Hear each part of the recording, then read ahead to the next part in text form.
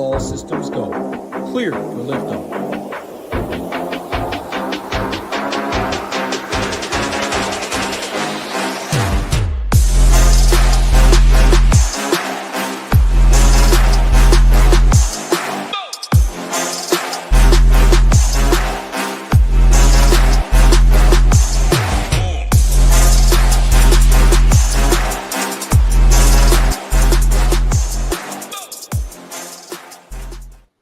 What's going on, golf fans? It's your boy GS Luke here with our round 2 showdown stream for the 3M Open. Gonna get you guys ready to build your fantasy lineups with, first off, some strategy for Friday. We'll also talk the weather, some ownership towards the top, and some shots gained metrics and how to build your player pool to help round out your process. But with any players want me to deep dive with the stats, feel free to go ahead and hit me up in the chat. Also, any process-based questions are welcome here on the live stream. Other than that, I hope that your Thursday is going well for you guys and you're ready to get after it for round number 2. And it looks like we got Michael in the chat. He says he isn't here for live very much, but thanks for the show and everything. Well, we're glad to have you in the live chat. We got Yob down there too. And he said, I give you Silverman, you give me Dunlap. He said, just kidding, but what's up, brother? Yeah, man, it's one of those weeks, right? A lot of guys hitting, a lot of guys shooting over par. That's what we love about TPC Twin Cities, man. It's got a lot of water on it, a lot of variance to be had, which is great for a showdown slate, great for PGA DFS, in my opinion.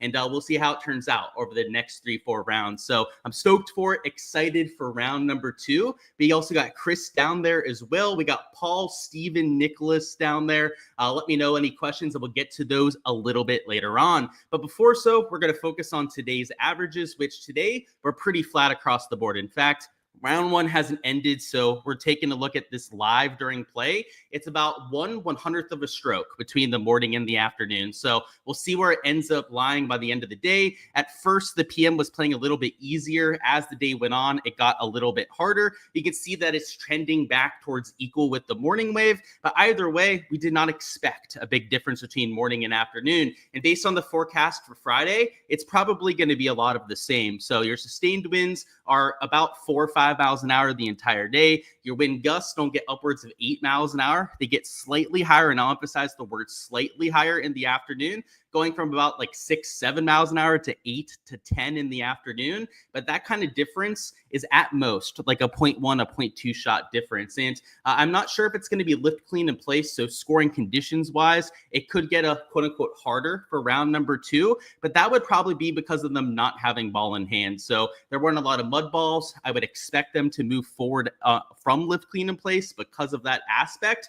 If so, scoring average could be closer to -1. But when we split this by morning versus afternoon wave, I would not expect there to be more than like a 0.2 stroke difference in either direction. So personally, for my showdown lineups, I'm not playing any kind of a weather edge. I'm going to be playing it straight up for all of my exposure. Now, if you're a 150 max player, you might want to take some lineups and stack either wave just in case. We do that for main slate a lot of times as well, but there's nothing definitive like we sometimes have for showdown. So make sure to keep an eye on this forecast. It could change as we get closer to lock. And just for completion's sake, we will go through a few of the other models on here as well. So here's the HRDPS, and you can see that one is extremely flat from morning to afternoon, maybe slightly higher wind gusts in the afternoon, but that would really be stretching it. Let's go to a few of the other ones too. So that one's a little bit more substantial afternoon, right? That's not just the wind gusts getting a little higher, but also the sustained winds in this NEM look a little bit higher in the afternoon tomorrow. If we go to this one, it looks completely flat. Look at that, 0 miles an hour of wind. I'm not sure that I've ever seen that before, so I'm not sure that I buy it. This icon model looks flat. The GFS model also maybe slightly higher wind gusts in the afternoon. So that's why I think maybe it plays to a 0.1 shot difference towards the morning wave, but nothing that is actionable for your fantasy lineup. So the one to really keep an eye on, I guess, would be this NEM model, which is calling for more substantial wind, but this hasn't updated in the last 2 hours, whereas this HRRR is within the last 30 minutes. This HRDPS is within the last 40 minutes. And then even this GFS, which hasn't updated in 5 hours, is historically the most accurate model other than the HRRR that we have in the United States. So for example, like when we're in Europe, I'm usually using the GFS model. If we're at spots in the United States, like maybe Hawaii, that don't have the HRRR, I'll default to using this GFS. it also looks pretty flat compared to some of the other forecasts that we've looked at. So not as big of a factor as it sometimes is for this. It is worth noting that ownership, though, is always something we have to consider for Showdown. So even while there might not be a massive weather edge to be had, it doesn't mean that there's not an edge to squeeze out. And anytime we're absent of a weather edge, it's typically the game theory component that we want to lean into. And while the round is still going on, my projections aren't quite finalized yet. I do have a pretty good idea of some of the highest owned players on the slate. And in fact, we're going to go through the highest owned player in every single pricing tier. So I'm going to go through my projections on another tab over here that you guys can't quite see. And I'm going to give you guys the highest owned player as of right now. It's still a rough draft projections. I ran them at about 6 p.m. So as of that current leaderboard, after I get off live stream, I'll be adjusting them, making some tweaks in either direction, and then posting them for my Patreon members once all of play is finalized and we have those kind of stats. But in each range, the highest owned player isn't going to change. So let's go ahead and just delineate that. So first off, towards the top, I got Chris Goddard up at $10,200. He's probably going to be your most expensive guy from 10K plus. I say probably because I thought that was going to be the case for main slate, but Sam Burns ended up being your highest owned player. But based on how round one went, where Sam Burns, McNeely kind of spun their wheels, didn't have their best stuff, and Chris Goddard is in the top 10, you'd have to expect him to get a lot more attention. So I've got him over 25%, just like you had for like a Burns and McNeely for main slate. Whereas Sam Burns and McNeely in my projections are 20% or even a little bit below that number for round 2 Showdown. So, if you liked those two for main slate, you should probably love them for round 2 Showdown at that slightly lower ownership. In that 9K range, my highest owned player right now, and this is one that's a little sketchier, there's some guys that are really close to it, would be a Jake Knapp in the 9K range. I've got him a little bit over 20% projected owned. And what you're going to see with these guys we're pointing out is that they're the players that had really good round number ones. The players that most players are going to see with the good form, good shots gained metrics. They're at the top 5, top 10. So, your toilet lineup enterers, right? People that are, maybe taking a number 2 tonight and trying to get 6 players on DraftKings are going to gravitate towards the guys in the top 5, top 10. So those kind of players are going to get that artificial ownership bump, which is why it's not surprising that Jake Knapp would be the highest owned in that range, because not only did he play well and is playing well as we currently speak, I believe on his last hole or finished up right now, but he was chalk heading into the week. He was also relatively popular because of that form. So Jake Knapp in the 9K range would be the next most chalky player. In the 8K range, this one is even more so of a toss-up in my opinion. I feel a little bit better about the Jake Knapp being the highest owned than this range. I guess it's worth noting in the 9K range, maybe some of the other guys that could get steamed. Ricky Fowler, after his -6 round, maybe he could be the highest owned guy of that 9K range outside of a Knapp. And then I guess Wyndham Clark too. Wyndham Clark had a half decent day. Part of it is just people like spending all their salary. So I've got Clark getting some extra ownership because of that, and $9,900. But yeah, one of those 3 guys, a Knapp, a Fowler, a Clark, probably your highest in the 9K range.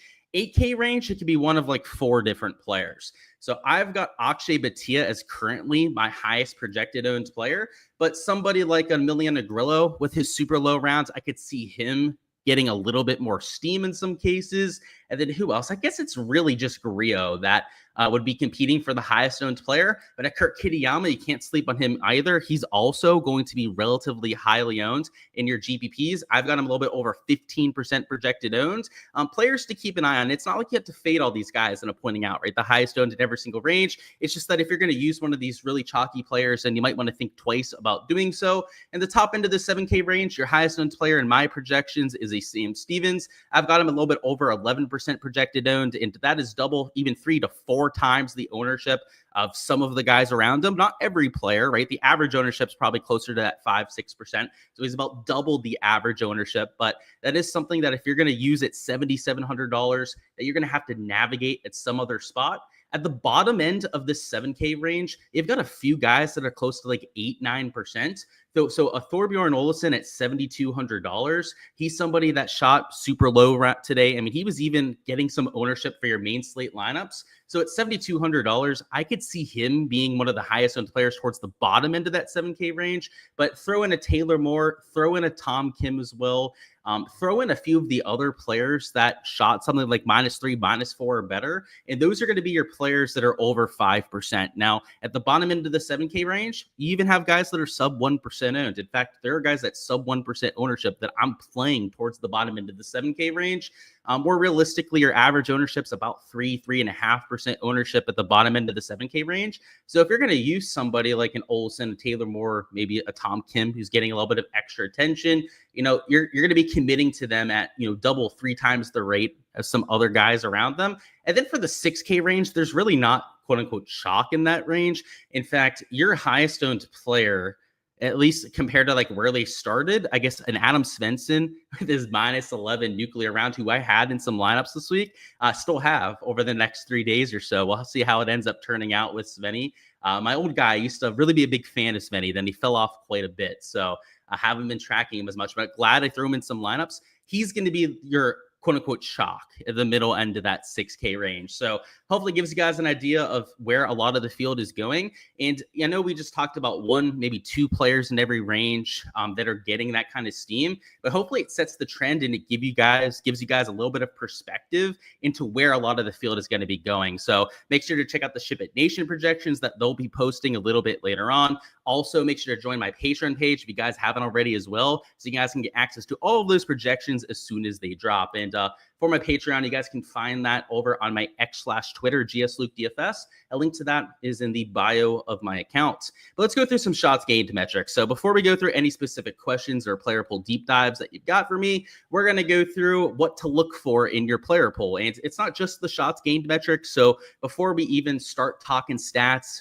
who's played well, it's to this point, right? There's a few guys still finishing up. So keep that in mind as we go through these. But on top of this, there's a few other things that we can look for as well. So I'm always looking for high upside players, guys that make a lot of birdies or better. If you didn't know, DraftKings scoring is directly correlated, especially for round 2 and 3 showdown, to the amount of birdies that you're making. So you can see here, birdies worth 5.75 points, even more than it is for main slate. And there's no placement points, right? That's what you'll also notice about the scoring here. And you still get streak points. You still get a bogey-free round points if you're able to pull that off. But most of your raw DraftKings score for any given round is going to be with this one category alone. So even before we start talking stats for any given round, a high upside player at average to below average ownership, I'm almost always using out there in my lineups. And by high upside, I mean high birdie percentage, which you can find on the PGA Tour website. If you go to PGATour.com, click stats at the top, scoring, and then birdie or better percentage, looking at the top 50 players and cross-referencing it with players that are in this field is a fantastic idea for building your player pool. In fact, that is, I'd probably say 35% of my player pool for any given showdown slate is just going after pure upside plays. And the beauty of doing so is that it's not tied to how they played in round 1.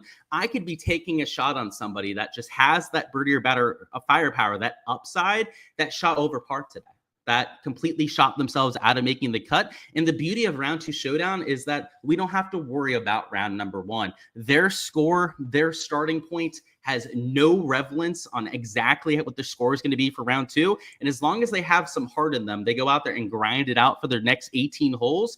Anyone is capable of getting to that optimal lineup. So, if you have things like high upside players that aren't relevant on how they played the day before, it gives you a chance to get onto those sort of options, which coincidentally, I know I mentioned like the top end of the board is where a lot of that ownership's coming in. The players that are being overlooked are oftentimes the guys that struggled in round number 1. So if we're playing that game theory edge, if we're trying to get different to the rest of the field, not only to make sure that we're not going to duplicate ourselves with other people, but also to make sure that when our players hit, we're actually moving up and making something of it in our large field contest, right? We're not sharing it with 30-40% of the field. That's the power of getting to a high upside player. And on top of that, I like to look at course history players, so guys that have played well at TPC Twin Cities. This is a golf course where course history has been pretty sticky, i.e. with guys like a Tony Finau. We've seen a lot of other people that have consistently top 25, even top 10, top 15s, like a Cam Davis, for example, that at lower ownership numbers in some cases, like Cam Davis, right? He'll be a little bit overlooked. By the way, I think he's a decent short game regression candidate as well. So Cam Davis, yes, going to be in my player pool for tomorrow. But that's another way to get to some sneakier options because, when you're trying to find the guys that are sub 5-7%, these shots gain metrics that we're about to go to, it's another part of the process that really matters. They're not going to get you onto a lot of those guys. This is going to get you onto a lot of chalk. And sometimes I hear from people that it's easy for them to make their decisions on chalkier players and that they really struggle with trying to find their lower owned flyer plays. It's that you have to have a process for it, right? And I'm very intentional about the sort of things that I look for in my showdown pool.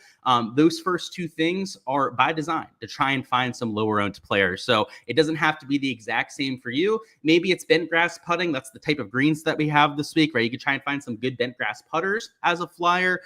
You could even take a look at the proximity buckets for approach. Say, like, I want guys at this golf course, it's 125 to 225. 12 of your 18 approaches are from 125 to 225. So maybe you say, and this isn't something that I do personally per se, but like the reason why I point this out is that your process does not have to be the same as anyone else, and nor should it, right? You should have your own little twist to it, what works for you, what you've found in players. Like maybe you found something that, you found predictive from round to round for showdown. Lean into that, whether it's for chalkier plays with the shots gain metrics, or for trying to find some of those lower owned flyer plays, whether it's proximity buckets, putting stats, some of the things that I've already incorporated, you name it. Just have a process for getting to some of those lower owned guys. But on the flip side, if we're trying to find some higher owned plays, and it's not necessarily that it's good that they're higher owned, right? That's not the case. But players that strutted their stuff a little bit better today, I like to start with the ball striking stats. So you'll see, for example, that an Emiliano Grillo with also elite tier course history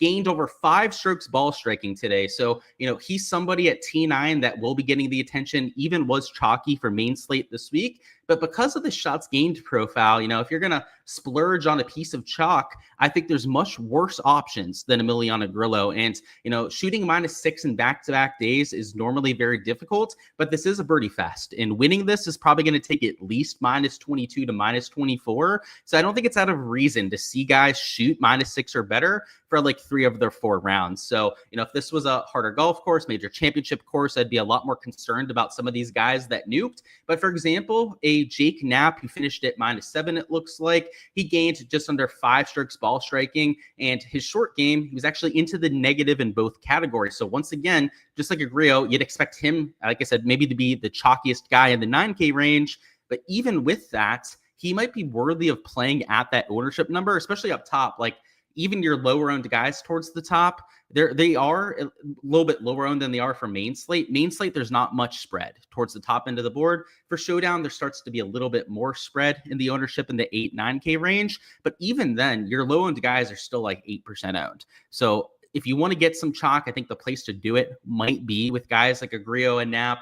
These are just options I would consider at that higher ownership mark. But guys that won't be as chalky, like for example, a Antoine Reusner, he's somebody that I'm playing in my lineups because he gained over 4 strokes ball striking today. It's Rosner, by the way. Not sure what I said with that there. I completely butchered that one.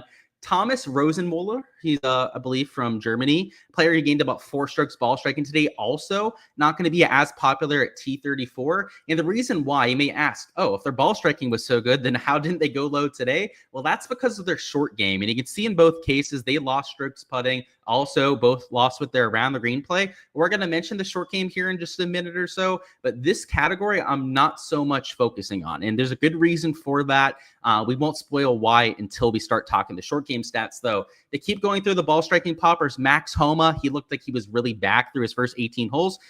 Today, in fact, he hit all 18 greens, which is something that he had never done in his career before. So watch out for Max Homa. Feels like he's really starting to get some positive momentum for the first time in a while. David Skins, he's got a high birdie percentage, so he's one of those aggressive players, the high upside players, believe it or not, that you would be looking to, and also had a good ball striking day. Rico Hoey's got a good birdie percentage. He also gained about 3.6 strokes ball striking.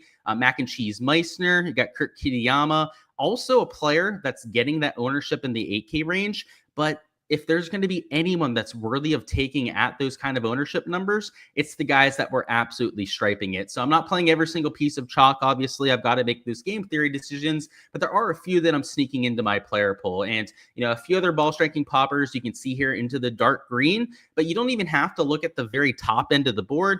These guys that are gaining 2 to even 2.5 shots gained ball striking are also worthy of a few looks as well. And, the difference between these kind of guys and the very top end of the ball striking list is that they're not going to be getting as much steam as some of their other counterparts. Like, your first look, your first casual players that are doing any sort of research for the next day are going to be starting with the ball striking stats. And they're going to go to that top 5, top 10, going down to the top 15, top 30. Guys who still played very solid in a 156-man field are also worthy of a little bit of a bump there as well. So that, by the way, the ball striking stats, the reason why this is mainly what we focus on is that this is the most consistent part of golf from day to day. How you're swinging it, how you're hitting the golf ball. I mean, you'll hear guys saying that they got in the groove and they were able to sustain that for even a couple events or even a month at a time on the PGA Tour. But these guys are a lot more likely to continue that from day to day than these short game categories. And I already kind of started hinting at these short game categories being something that you can't count on.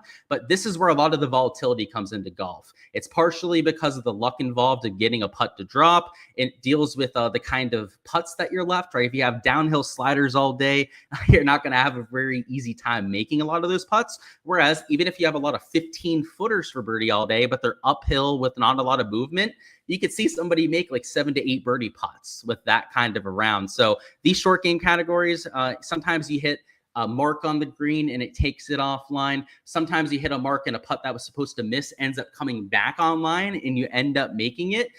There's a lot of that you just can't control. And that's not just on the greens with the putting, but also with your chipping around the green. Sometimes you'll get a plugged lie in a bunker and that'll really skew your stats around the green because you'll leave it in the bunker and then maybe you don't even get up and down from there because you're scared of leaving it in the bunker again. Like there's a lot that, even if you're playing your best golf for any given day, that sometimes you're just shit out of luck, as they say, in these two categories. So that's why I'll be a little bit more forgiving in them. So let's start with the guys that gained a bunch in these two categories, because I think it's probably even more valuable with potentially trying to find your fades, is that the players that gained a whole bunch of strokes in both the around the green and the putting, you can't really count on doing that on every single day. So for example, in Adam Svensson, who gained almost 6.5, actually a little bit over 6.5 strokes in the short game categories, that's not something that's going to happen more than maybe once or twice a year. So, at the higher ownership mark than he was in main slate, that's probably not my favorite play. But in Matty Schmid gaining 3.5 strokes putting, that's something that he's only going to do maybe twice a week, not counting on doing that for all 4 days. Chris Ventura, the same thing. Valdez gained over 4 strokes short game, same thing with Camilo Villegas. So while these guys may have paid off for round number 1, I wouldn't be chasing this kind of a short game performance. And, you can extend that the whole way down to it's not like there's an arbitrary line, right, where it's like a bad thing, right, where you're gaining over that certain amount.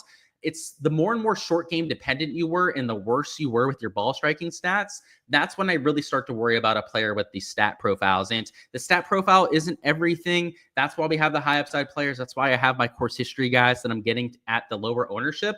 But especially with guys that are getting steam, I don't want it to be players that gained 5, 6, 7 strokes between the around the green and the putting. So I sort it by the around the green poppers as well. Like a Stevens, he was able to gain 3 strokes there. I know he chipped in at least once. I think he putted from the fringe as well. So that's counted in the around the green category. But anyone in that category that gained over a stroke to the field, especially if you're coupling that up with a hot putter, watch out, particularly if they were average to below average with the ball striking stats. So the opposite is true, though. So if we go to the guys that lost a whole bunch of strokes putting, it's not like this is a good thing. It's just like gaining a whole bunch of putting isn't necessarily a death sentence on a player. If they were decent enough ball striking, their ownership isn't through the roof. Like I could still get there conceivably. But these guys that lost strokes putting, as long as they were good ball striking or average, maybe even above average in the ball striking categories, then it's a positive that I could use as a play. So for example, Carson Young was about a neutral at the ball striking stats and he lost 3.5 strokes putting. If he can even be a neutral in the putting tomorrow, that's an average to above average round right there, let alone if he happens to gain a stroke or 2 strokes putting, then he could completely flip that round on its head. And you want to be selective about it because like a Trey Molnax, he lost in both ball striking categories. Like, you can still take a shot. There's still the or he could factor on really anyone that's teeing it up in the field. But if we're trying to be a little bit more selective about it, like a Carl Phillips really stands out. Like Carl Phillips gained ball striking and lost in the putting category. In fact, I didn't have Carl Phillips in my player pool quite yet. And I'm going to live stream, add him to my player pool so I don't forget about it. There he is. We're going to add him as a short game regression candidate to my player pool. Reason for that is somebody that's gaining in the short game, gaining in the ball striking categories, but losing over 3 strokes putting is the perfect candidate to have a better round number 2. So you can extend that to like a Davis Riley. He gained to ball striking and lost 3 strokes putting. A Stephen Fisk, he lost in both short game categories, but gained about 2 strokes in the ball striking. Those sort of guys like a Fisk, a Davis Riley, for example, I already had in my player pool for round number 2. So I've been eyeing those guys pretty much while they were finishing up their rounds based on how they were playing out there. And the reason for that is even if they're neutral, it's a big turnaround from day to day. But if they can happen to just, the putts that we're missing, that we're hitting the rock and going offline, hit the rock and go online the next day. And it happens way, way more than you'd think. If you're following the stats, you've been following this live stream for a while, we've shown you hundreds of examples of it happening before. But if you haven't followed it as much, it is uncanny how many times guys will go from losing 3 strokes putting to gaining 3 strokes the next day. So watch out for a few of the guys that were showing breadcrumbs with the ball striking stats. And around the green, it's a little bit harder to find some of these candidates because if you were losing a lot of around the green, it usually means you were missing a lot of greens to begin with. But like a Stephen Fisk, he was one of those guys that we pointed out. A Taylor Pendrith too, maybe he's a short game regression candidate. A Keith Mitchell, you could even say losing 2 strokes short game. He had really solid ball striking stats the entire day. In fact, let me check on Keith Mitchell. I thought I had Keith Mitchell in as a ball striker before. I guess he kind of fell off towards the end, made a few sloppy bogeys. Nope, I didn't have Keith Mitchell in the poll. Let's throw him in there as a short game regression candidate. So you can see, right, we're doing some research here on the live stream, able to give you guys a little bit of insight into the kind of guys I'm looking for. But that's how I use the around the green and putting stats to my advantage. So now that we've talked through the field, give you guys an idea of exactly how I use the shots gained metrics to my advantage, let's go through any sort of questions and player poll deep dives that you've got. So if there's any players that we didn't already talk about that you guys are curious about, for the next 10 or so minutes, that's all we're going to be doing here is just going through the stats, giving you guys the pros and cons for any given play. Again, this is a little bit more of a process-based live stream. So if you're looking for picks and plays, this probably isn't going to be the best segment for you. Really, this live stream at all probably won't be the best live stream for you. But if there's any players that you're trying to choose between, you just kind of want to know the layout or the lowdown on whether to play somebody or not. That's exactly what this is going to be for. So we'll go through those. And then after we get through all those questions, we're going to wrap it up with some strategy on the DraftKings side. So that'll be building a lineup together, giving you some of that insights. So let's see where we had with the questions. You said, if there's a small edge in the AM, would it look for guys who start on the front, or is that overthinking it? Yeah, I don't see a big weather edge. So I'm personally thinking that might be doing a little bit too much. In terms of starting on 1 versus 10, though, I will give you my 2 cents there. So starting on 1 doesn't really give you that much over the turn, right? 9's a pretty difficult hole. If you started on the backside, though, 17, 18, then maybe 1 is a birdie hole. But I think a lot of this was with how soft the golf course was and also the wind direction that they had. So yeah, I think it would be galaxy braining it a little bit, especially because there's not like a clear area where you can go for that streak. So yeah, pretty straight up slate in my opinion. I'm personally not doing any weather or starting on 1 versus 10 sort of thing. Over under 7 questions in chat about Thor. You did Thor, 5 over par. What was that, huh? He's relatively chalky too. So I was one of the people that played him this week. A lot of people, right, got burned by him. It happens every week. There's always somebody that inexplicably ends up like 4 or 5 over par. Every once in a while, they battle back to make the cut.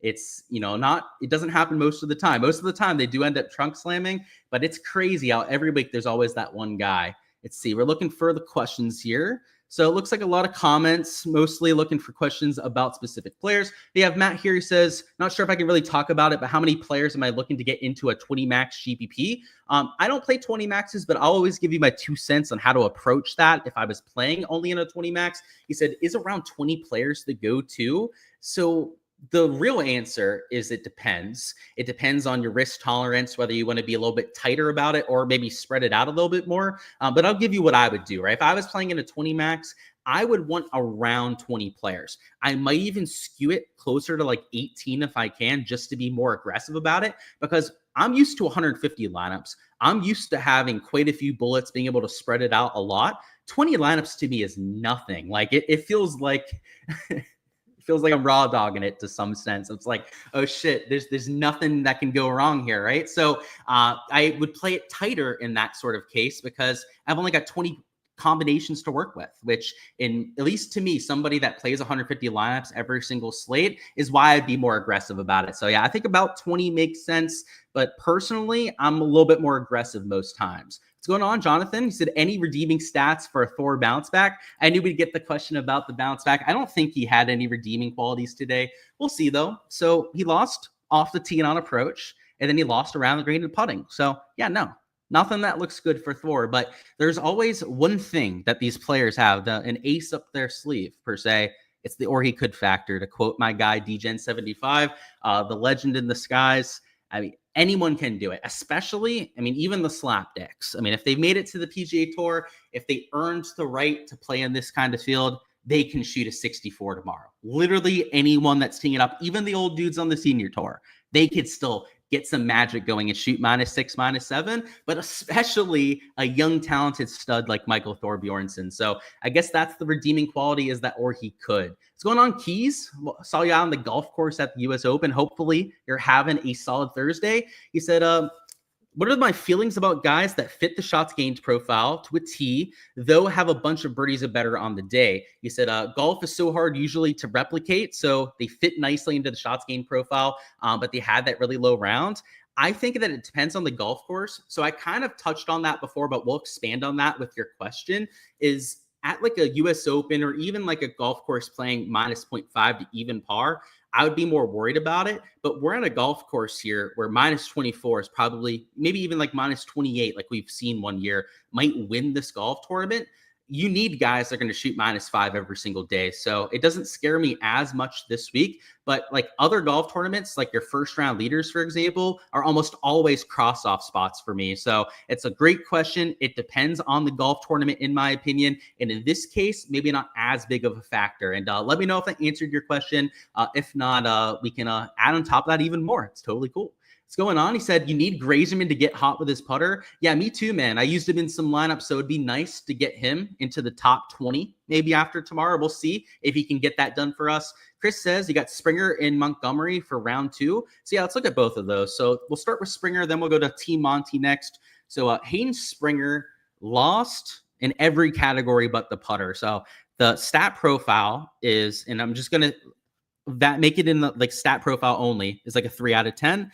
Play in general, though, is like a 4, maybe even like a 4.5, 5 out of 10, I'd say, because he's a high upside player. We've seen him shoot 59 on the PGA Tour before, but even outside of that 59, he's been in the first round leader conversation a handful of times over the last season and a half. So I like that for Hayden Springer. He's shown us an ability to have those pop rounds, which in a showdown format like this, let's remind ourselves, in a large field GPP, when we're playing against 10 to 20,000 entries, we want guys that can get us the absolute nuts. And Hayden Springer, while his average projection might not be as high median-wise as a lot of other players around him, his ceiling is higher than a lot of the other players around him at the same time. So, in the right sort of format, large field GPPs, big $5 or $25, Springer could make a lot of sense even with a terrible stat profile like we have here. But let's go to Taylor Montgomery next. That's the other player you wanted me to deep dive. This one's a lot better. He lost off the tee. That's kind of sort of okay. We'll see if it was a water ball that really got him there, but he gained on approach, and then he only gained 0.3 with the putter. And I say only gained 0.3 because Taylor Montgomery is one of the only guys in the field that if he gained 5 strokes putting today, I wouldn't doubt him doing it the next day. Taylor Montgomery has won world putting championships. This is not on the PGA Tour stats. I'm talking about anyone in the world can sign up for these putting championships where they putt for $1 million prize. Montgomery's won it twice. And he's finished as a finalist in the top 5, I think, like every other time that he's shown up. So, and that's against guys that aren't PGA Tour golfers, aren't even professional golfers. All they do is putt. Taylor Montgomery is better than all of those guys. And when you take a look at his stats, like he gains like a stroke putting per round. So this stat profile is like a 7 out of 10. In fact, I didn't have Taylor Montgomery in my lineups quite yet, but I'm going to throw him in there as a high upside player. And he doesn't really fit any of like the stat profiles I would typically go with, but he makes a lot of birdies. So that's why I'm going to sneak him in there as a high upside. And the reason why I like is gaining on approach is not something that he always does, but he's playing well recently. Over his last 12 rounds, actually, is the sample size that I'm pulling from. He's gaining 1.3 shots gained per round over his last 12 rounds. That's way better form than everyone else in the middle end of the 6K range. And you're telling me that he's got room to be better with the putter? Like, yes, please. Taylor Montgomery definitely making his way into a few lineups. Can I deep dive Adam Scott, and does his average sort of day keep the ownership down? Let's start with the second part of that because I think it's important for kind of setting the tone on Adam Scott. Yes, the ownership should stay a little bit lower because of how he started this week. But let's look at the stat profile. So he gained off the tee, he gained on approach, and then he lost in the short game categories. So this is a regression profile, right? It's where it was solid ball striking, losing in the short game categories, and a short game regression candidate if I've ever seen one. In fact, he's in my player poll, early player poll right now, because of that reason. And I've still got him at like 10% ownership. So I don't think he's going to be low owned by any means, but that's about the average ownership at that part of the board. So, you know, you could do a whole lot worse when you're looking for a game theory pivot. Let's see. You said you subbed to the Patreon last night and it paid for itself already. Mahalo. Well, first off, I didn't ask for you to do an ad read for me, but hey, I appreciate that anyways, right? That's the whole point. Try to make it very reasonable so that even just one good day can pay for it. So cheers to you, my man, and hopefully a lot more profitable days to come.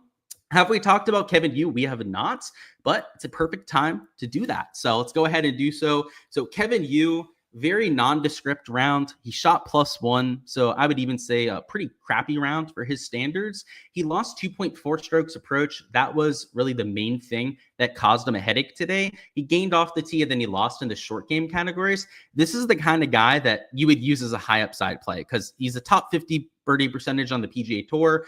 He is a player that tends to post a lot of birdies or better, but today he didn't do that much. And the ownership as a result of that, heading into the week, it was average to above average ownership. Now it's going to be average to below average ownership. So if you were somebody that liked him for main slate, used him in your large field GPP lineups, then I would say he's an even better play for your round 2 lineups because he will be at a slightly lower ownership number. You said, do I like, or what do I do about Jackson Suber? Let's go through the stats. I'm assuming that's kind of what you're looking for there. So Jackson Suber, he gained off the tee, lost on approach, and then the short game kind of carried him. This stat profile is a 3.5 out of 10, maybe a 3. That's a little bit too short game dependent for my liking. Maybe we'd have to upgrade it to like a 4 out of 10 just because he did gain strokes to the field. I mean, he gained 2 strokes. Like he had a way better than average day, but he did it in a slightly unsustainable fashion. Like you don't love when guys are gaining the vast majority of the strokes. In fact, all of their strokes in the around the green and putting, but you know, you can't completely trash a guy for having an above average day. Like it's, you know, like I said, a 4 out of 10, not ideal, but I've seen worse stat profiles before. What's going on, Ernie? What's going on? Complex Kid as well. He said, do I believe that approach and off the tee regression candidates, or do I believe in off the tee and approach regression? So let's mention it. So yes, in the semblance of a guy that had a really bad approach day should do a little bit better the next day, but not as much as the short game regression. Like, I don't think that it's as abrupt and as variant as the short game categories. The ball striking stats tend to be a little bit more consistent. And especially if there was a reason for that, like if somebody had a left miss the entire day, the day before, like that doesn't just go out of nowhere the next day. Now, are there going to be guys that regress to their mean the next day? For sure. But it's usually when it's hole out eagles. It's usually when it's water balls where you see that kind of regression, not so much on how they played on average. So that's a great question. It's not really like a yes or no answer, I guess. So that's why I went through it a little bit more detailed there. But yeah, like in general, let's say like Victor Hovland. ended up hitting 2 water balls, and he ended up losing like 1.5 strokes approach that day. Let's say that he only lost it with 1.5 strokes, though, even with those 2 water balls. That means that the other 16 approach shots he was gaining to the field on, right? Because those 2 water balls alone are going to take at least 2 strokes away, probably closer to 3 strokes between those two. So those kind of players I do look for in that kind of regression stance, but not so much the guys that hit like 8 greens that just couldn't hit the ball close the entire day. It kind of depends on what you're talking about. So how do I gauge true bounce back guys? Losing in all categories, usually with large negatives for a potential nuke round. Is it usually only the elite golfers to consider? So no, you can still look for some like scrubs towards the bottom, but you want them to be a high upside golfer. So that's just how I decided to do it. You can look at course history as well. That's what I was mentioning by trying to find your low owned process to find your player pool, is that you want to have reasons for getting to those plays. And that's the hardest part about it, right? Going through the dumpster and trying to find any sort of value out of usually what's a shithole and a cesspool of really crappy players towards the bottom is a difficult task. And that's why you want to have things that aren't based on the round one stats to find in some of those players. So yeah, that's why I use like the high upside and why birdie or better percentage matters to me. He said Grillo -6 was the usual terrible putting. But yeah, he said his ball striking was off the chain. He said he probably wouldn't go to him. I'm going to go to him, Ernie, just because this golf course has been really kind to him. I'd say at most courses, Grillo probably not somebody you'd expect to be average or above average with the putter every single round. But this golf course, he has done that historically. So yeah, I'm with you on that, though. A lot of guys that gained putting, you're not going to see it in back-to-back days. Good thing for Grillo, though, is that he gained 5 strokes ball striking. So he didn't need the putter to have a nuke round today. Of course, yeah, I agree with you. That question by Matt B was fantastic. Michael says, Seabez was a week-long favorite. Not for me, but yeah, I saw ownership on him was higher than I thought it was going to be. And he said, and always love for him in Showdown. How were his stats today? Let's take a look. I'm assuming you're saying he's a favorite for you based on that. He lost tee to green, so not great. So the stats, like 2 out of 10, man. I hate to be the bearer of bad news, but losing in the 3 most important categories off the tee approach and around the green is not a great sign. He usually is a good putter, though. So him gaining 1.7 strokes putting isn't that jarring. Like it's probably 0.7 strokes over his baseline. So while, maybe you can't count on him gaining 2 strokes putting every single day. What's got to happen for Bez to get there on Showdown is he's got to find a way to gain ball striking again. And I guess the semblance of good optimism for you that I'll give you on a Seabez is that he has been better ball striking recently. So let me get a sip of water while this loads up. And you'll see at the Open, he gained 1.5 strokes ball striking. Week before that at the Genesis, he gained 4.7 strokes ball striking to the field. So if he can get back to that kind of form, I like his chances. But yeah, today it was ugly, man. Those 3 categories well into the negative. What's going on? Let's see. This guy is apparently picking the guys that are hot in Showdown. Okay. You say the guys at even par want to make the cut. You said, is it too late for them to make it? At even par, no, they could still make the cut. Probably going to have to shoot -4 or -5, though. So you're going to need somebody to have himself a day to make it to the weekend. He said, hit that like button. You heard the guy, Bob. If you guys haven't already done so, go ahead and smash it. You got Keys who says, nice info on T Monty with the world-class putter thing. Didn't know that about him. And yeah, it's just something that I've picked up over the years, other podcasts. I can't be the one that cracked the news. There are other podcasts that had it before me. But yeah, that's Taylor Montgomery for you, man. He's an absolute stud. Jose says, hey, Luke, you said you're gone damn genius. He said Patreon 100% worth it. I appreciate you too as well, Jose. I know you're a big prop and DFS guy. It was a big prop day for us, so I appreciate that. Can I deep dive John Pock? Absolutely. Let's go through John Pock, who he can struggle with the putter at times. Today was neutral with the putter, which I know it doesn't seem like that's that great, but for him, it's better than what he typically does. But he lost ball striking. So this was a little bit of bizarre world for John Pock. He's normally much better ball striking and kind of struggles the closer that he gets to the hole. So just to show you the shots gained profile here, and lately his ball striking has kind of sucked. Yeah, not the best.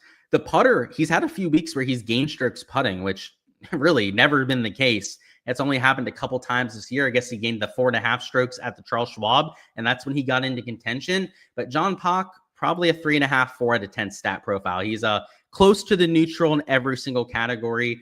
So truth be told, let's give him a 5 out of 10. And that's through 16 holes. So he probably is going to have a little bit of adjustment over the next hole or so. But based on what we have so far, it's not telling us that much, right? When we aren't at least a half a stroke or a stroke into either direction, there's he's about average. What's going on? He said, good call on Olesen. He said, we're eating chicken tendies instead of tuna and ice chips tonight. Dude, chicken tendies, that's the dinner of champions. So enjoy, and let's get after it for round 2. He said, how does my Patreon sub set up for strictly single entry / 3 entry players, since I'm mostly a GPP player? So yeah, I'm not somebody that really just posts a player pool for my entire set of people. I post my player pool as perspective. So it would set up the same exact way. There are a lot of people that aren't 150 maxers that follow my content as well. So all you would do is you would take a look at somebody that's 150 maxing, and then you would know that for your player pool that you just have to take it a little bit tighter. So my Patreon page is all process based, just like the content that you have here. I do post my entire player pool, the reasoning behind it for everyone to see, but that's not meant to be directly tailored. So, just because I'm 150 maxing, for example, right, doesn't mean that everyone that's buying my Patreon page is going out and 150 maxing themselves. Now, if you are a 150 maxer, then you have a 150 maxer advice to, go and kind of bounce off of, to go back and forth on. But if you're somebody that's condensing it down a little bit more, then nothing really changes, right? You can still use all the projections that I have for that. All those projections are, what I'm posting on my Patreon page. I've got all my projections on there for ownership. Also, all of the other tabs on there too. You guys have probably saw that for the stuff that we do on Wednesdays, but like the shots gained metrics, the course history, that's good for trying to find course history players. All of that is usable for any sort of player, even cash players, right? I'm not somebody that plays cash, but my projections, my modeling work fantastic for that. In fact, I've had a lot of people that review my stuff and talk really good about my stuff with cash, saying they just use the modeling and just use the raw projections for that. I don't do that, but they've had a lot of success with it. He said, what's the cut line going to be? Okay, yeah. Alrighty, dude. I'm just going to ban you and send you on your way. You have another one of those people in the chat, demand an answer in 30 seconds.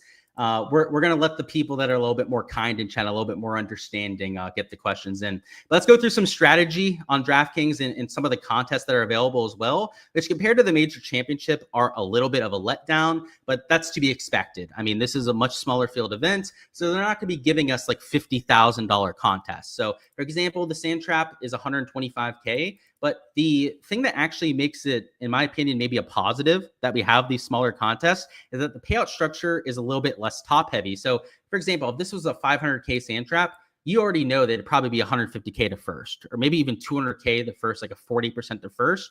In this case, it's a fifth to first, which is still more than we'd like. I mean, a 10th to first place is really the benchmark of a good GPP payout. It's double that to first. So again, sub-ideal, but it's not the worst payout structure that I think I've ever seen before, but it's a little bit better than what we saw at that major championship. So this long drive, for example, this is 15% to first place. That's a pretty good single entry contest, especially one that's a little bit larger with a 20K prize pool. This one is 20% to first place. That's another one that's kind of like that big one where it's 1/5 to first place. But when you can find contests that are 15, even 10% to first place, like we can in some cases, those are the absolute nuts. And usually the dog leg is a 10% to first. I'm kind of surprised, kind of taken back that it's a 6 to first this time around. But let's find the $12. So this is the Albatross right here. This one is 12% to first place. These are the most sustainable contests that you can find on DraftKings. And the reason why I say that is that if you don't finish in first place, because they're only giving 12% to that first place finisher,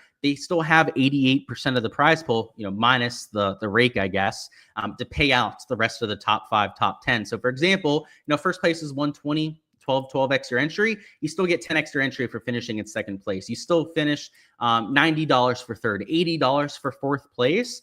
You can have a non-perfect lineup. You can have a lineup that has 3-4 ceiling plays out of your 6 spots and still get that kind of a payout. So I would say the vast majority of you guys watching this should be playing in the single entries, the more sustainable builds, even if it's not in single entries, like your 2 to 3 maxes or even 20 maxes where you have flatter payout structures, or where you want to focus a lot of your exposure. And I want to look at the drive the green. This one is also a 6 to first place. So a little bit flatter of a payout structure than the Sand Trap, which was a 5th to first place.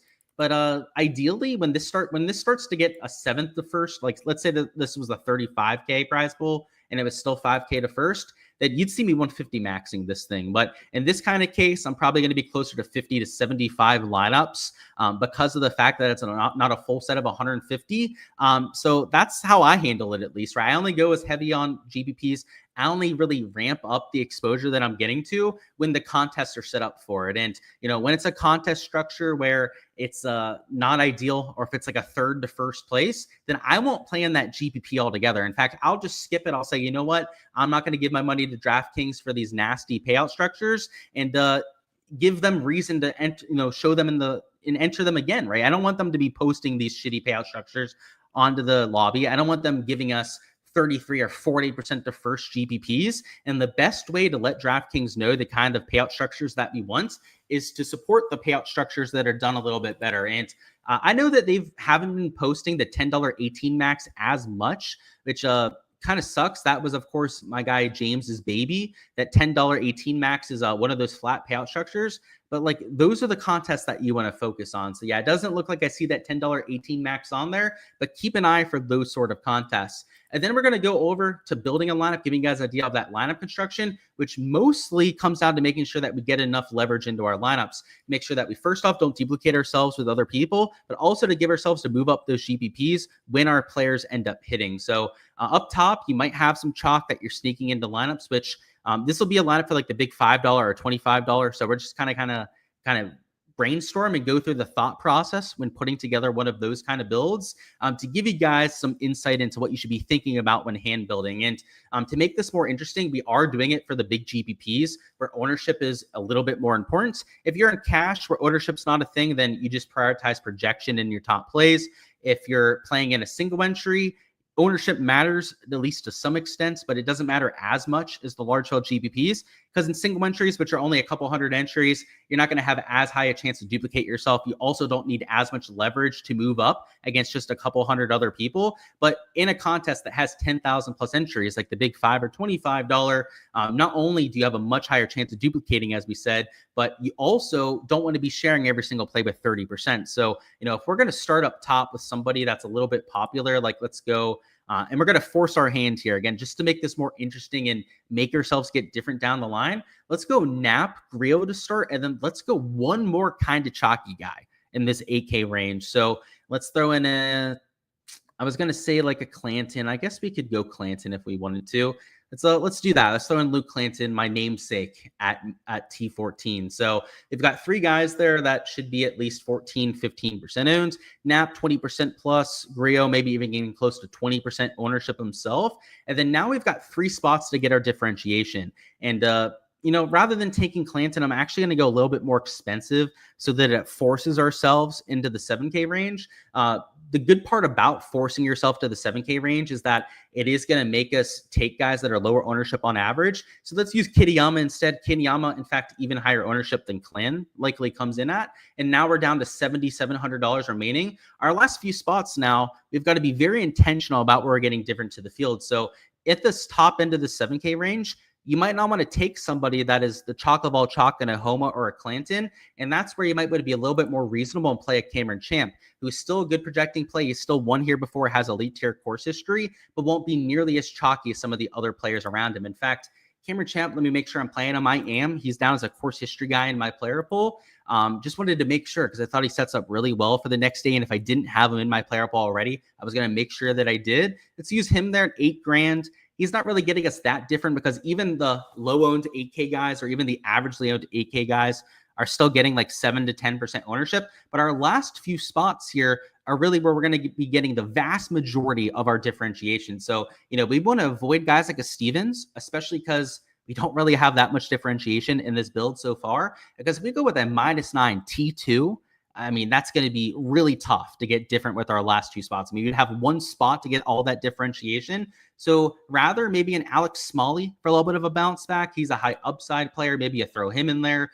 I'm just kind of spitballing ideas. And it's more so the ownership aspect that we want to take away from this. But even at $7,400, you don't want to be playing like a Matty Schmid in most cases at -8 with that kind of ownership. I mean, if he's going to be 10% plus owned, like I think he might be in some GPPs, then you want to be considering in the $5 or $25, rounding this off with somebody that's lower owned, like maybe a Vegas, maybe going to even like an overpar Hostler or a Bridgman, or leaving $200, $300 on the table. And maybe you can take somebody that's a little bit higher owned, like maybe a Thurston Lawrence or like, I don't know, a Rosner at -3, but you got to leave salary on the table if you're going to try and ramp up the ownership a little bit. So putting together a lineup construction in general is just a fine balance of, making sure that you're different enough without completely sacrificing your projection, because we want solid projected lineups that have a lot of game theory edge to the rest of the field. Those are plus EV lineups. And, somebody like myself, that's a 150 max player. That's all I'm trying to focus on, is trying to get as many combinations as possible. There's going to be over 150 that really work out for any given slate with the kind of player pools that I build. But I'm trying to find my top 150 lineups that have, a decent enough projection, but that force in as much game theory as possible. Because without a weather edge, again, it looks extremely flat between the first and the second half. We want to be leaning into that game theory because it's really the biggest edge that we have on a slate like this. Building a player pool, having a process is one part of it, but really where you're going to find the most long-term results. And there are people, by the way, and the reason why I say that it's where you're going to find most of your long-term results is there are people that knew nothing about golf. For example, your Mock Lovins, and I hate to say that he doesn't know anything about golf because I'm sure he does. He's a bright guy, but like the people that play every DFS sport that just mass multi-enter all the different sports and enter it, right? It's not like they're following the stats for every single showdown slate. The people that do that and they're profitable for showdown, what they do is they use shots gain metrics to project the field, and then they lean into game theory. And that's really like 90% of their edge. I've studied a lot of the really big showdown players that mass multi-enter like that across every single sport that you could possibly imagine. They lean into the game theory more than anyone you could possibly imagine. So, the process, the shots gained, all of that really matters. But this ownership aspect is, in my opinion, even more important than all that other stuff that we talked about. So don't be afraid to get different. And, I know we were mentioning guys towards the top that you can play at that ownership, like that I might be more so okay and more inclined getting to. There's going to be lineups in my set at 150, though, where I have no chalk, where like I'm taking pivots towards the top end of the board as well. Don't be afraid to use those kind of lineups for round number 2. But that's all I've got, guys. Best of luck with all the exposure that you guys are getting to. I hope to see a lot of your logos and a lot of your names towards the top end of those GPPs. Best of luck with all the exposure that you guys are entering. And also for the prop and betting side of things tonight, make sure to check out my YouTube channel. That'll be, I believe, at 10 p.m. Eastern time is when we're going to be going live for that. We're going to be going through all the underdog and price pick stuff for round number 2. Also matchups on the sports book. So if you're on like DraftKings, FanDuel, Hard Rock Bet for the matchups, going to be covering all of that for Friday's exposure on the LukeDFS YouTube channel. But outside of that and the prop stuff later on, all of my Patreon projections are, again, where you can find my player pool and everything I'm doing for Friday. Best place to find that would be on my X/Twitter at GSLukeDFS. It's in my bio. Again, a link to that. And the golf DFS tier is what you want for that spreadsheet. But that's all, guys. I appreciate your support here on the channel as per usual. And I'll see you guys for that round 2 live stream tomorrow, or round 3 live stream, tomorrow.